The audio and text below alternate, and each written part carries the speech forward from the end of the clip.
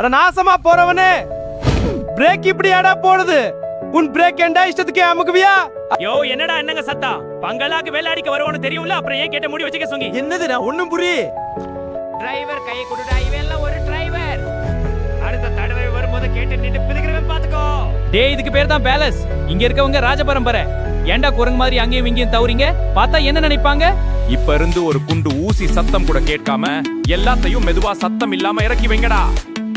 டேய் டேய் ஏண்டா சத்தம் போடுறீங்க? இப்பதானே சொல்லிட்டு போனேன், ஏண்டா இப்படி பண்றீங்க?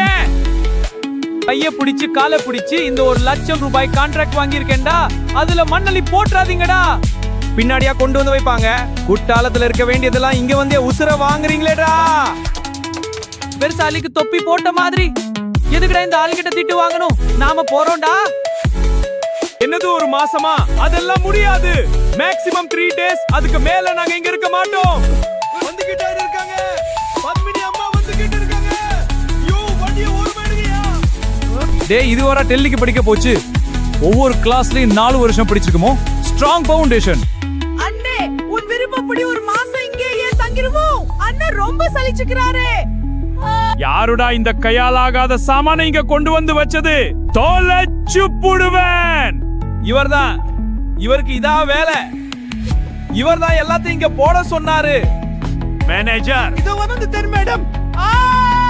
வர்ற வழியில சறுக்கிட்டேனே.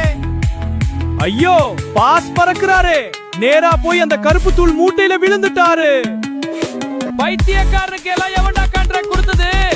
டேய் நான் பெயிண்ட் தான்டா எடுக்க சொன்னேன். கொல்ல சுரண்டுங்கடா. பெயிண்ட் போகாதுன்னு பிடியா போட்டு தேய்ப்பீங்க. உசுரு போகுதுடா. ஏய் அது பெயிண்ட் இல்லடா, அந்த ஆளோட ஒரிஜினல் கலர் ஏத்தனா. தேய்ச்சு தோல் உரிச்சிராதீங்க. வெளிய போங்கடா அயோக்கிய ராஸ்கல்களா. இனிமே நீங்க இருக்க சொன்னாலும் நான் இருக்க மாட்டேன்டா. Please subscribe,